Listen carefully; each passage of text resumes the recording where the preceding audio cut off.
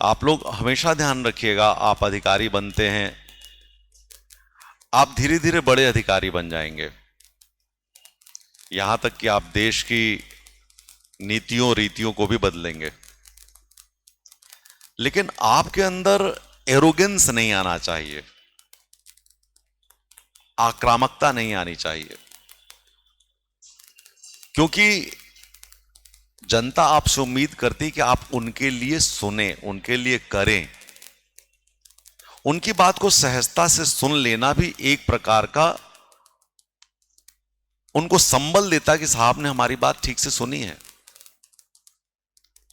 और जब आप करते हो तो आपको जो संतोष मिलता है वो पैसे से नहीं मिल सकता। जब आप कोई एक ऐसा काम करते हो जिससे जनता को बहुत बड़ा फायदा हो रहा है, वो संतोष आपका सबसे बड़ा संतोष, सबसे बड़ा सुख होता है। उस सुख के लिए काम करना। आप जब एथिक्स पढ़ते हैं तो मैं कहता हूं कि there must be appropriate behaviour with the public. जनता के साथ उचित व्यवहार आपका होना चाहिए। ये सिर्फ जनता के साथ ही नहीं कहता हूं मैं, इसमें मैं ये भी कहता हूं there must be appropriate decent and polite behaviour with your subordinates too. आपका अपने अधीनस्थों के साथ भी उचित, शालीन और कोमल व्यवहार होना चाहिए, क्योंकि वो अधीनस्थ आपके हैं और आप उनकी वजह से ही काम कर पा रहे हो। तो जिस दिन आप अपने अधीनस्थों के मनोविज्ञान को समझ जाएंगे, उस दिन आप अच्छे अधिकारी कहाएंगे। ये भी बचिएगा कि आपके लोग बहुत तारीफ करें, कहें साहब आप तो बहुत बड़े आदमी हैं, बहुत बढ़िया आदमी है, आपसे बढ़िया कोई हो ही नहीं सकता है।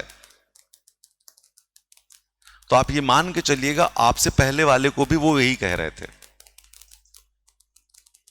जो साइकोफैंसी है, चाटुकारिता है, वो इसके पहले वालों को भी होती है।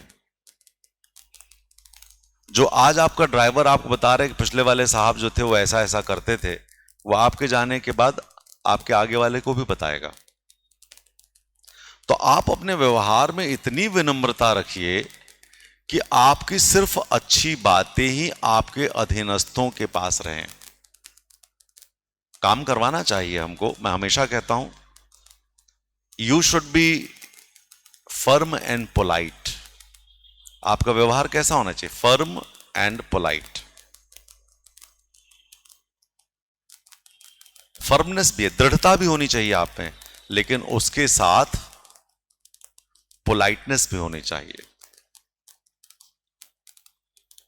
हम लोग शक्ति मिलने के बाद तुरंत बिगड़ने लगते हैं, क्योंकि कल तक जहां आप थे वहां पर शक्ति नहीं थी।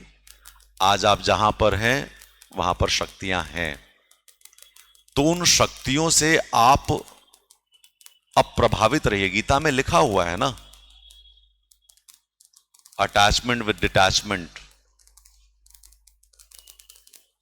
निष्पृह भाव से अपना काम करिए और आप देखेंगे कि आप ज्यादा सुखी रहेंगे। तो सुख का मूल आपका अपना व्यवहार और आपके अपने कार्य हैं, ना कि आपका पद है। पद आपको अवसर देता है कि आप अच्छा कर पाएं। यदि आपने उस अवसर को गवा दिया तो उस पद की प्रतिष्ठा भी आपने खराब की है। कुछ लोग ऐसे होते हैं जो पद पाकर के प्रतिष्ठित होते हैं, और कुछ लोग ऐसे होते हैं जो पद को प्रतिष्ठा प्रदान करते हैं। मैं उम्मीद करूंगा कि आप लोग एक अधिकारी के रूप में पद को प्रतिष्ठित करेंगे।